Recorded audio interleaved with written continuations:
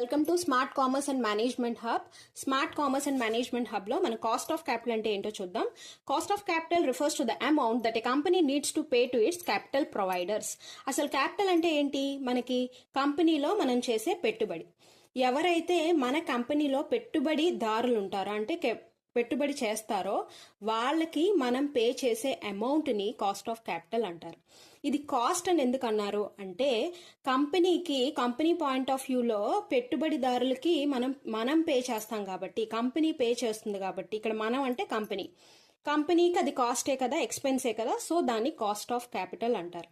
Okay, ఈ cost of capital అనేది cost of debt, cost of preference shares, cost of retain earnings, cost of equity ఇలా 4 రకాలుగా divide అయింది. అంటే ఏంటి అంటే పెట్టుబడిదారులు 4 రకాలుగా ఉంటారు. ఏంటి అంటే మనం ఒక్కొక్కసారి పెట్టుబడి కోసం అప్పు తీసుకుంటాం, బ్యాంక్ నుంచి లోన్ తీసుకుంటాం.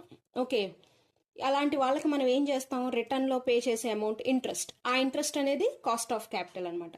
The rate of return paid to the cost of debt is cost of capital. So అందుకని ఫస్ట్ కాస్ట్ ఆఫ్ డెట్ కనుక్కోవాలి, కాస్ట్ ఆఫ్ క్యాపిటల్ కనుక్కోవాలి అంటే. అలాగే కాస్ట్ ఆఫ్ ప్రిఫరెన్స్ షేర్స్ కనుక్కోవాలి. ప్రిఫరెన్స్ షేర్స్ అంటే ఫస్ట్ మనం షేర్ హోల్డర్స్ ని పిలుస్తాం కదా, అంటే పబ్లిక్ ని మన కంపెనీలో ఇన్వెస్ట్ చేయమని పిలుస్తాం కదా. అప్పుడు ఇన్వెస్ట్ చేశాక ఫస్ట్ ప్రిఫరెన్స్ వాళ్ళకి ఇస్తాం అనమాట పే చేయడానికి. సో దాన్ని కాస్ట్ ఆఫ్ ప్రిఫరెన్స్ షేర్స్ అంటారు. దానికి ఎంత పే చేయాలి మనం, దానికి డివిడెండ్ పే చేస్తాం. ఆ డివిడెండ్ అమౌంట్ ఎంత పే చేయాలని కనుక్కునేది cost of preference shares. Okay, cost of retain earnings. Retain earnings అంటే ఏంటి? మనం కంపెనీలో మనకి ఇన్వెస్ట్ చేసిన వాళ్ళకి మనం డివిడెంట్ అనేది పే చేస్తాం.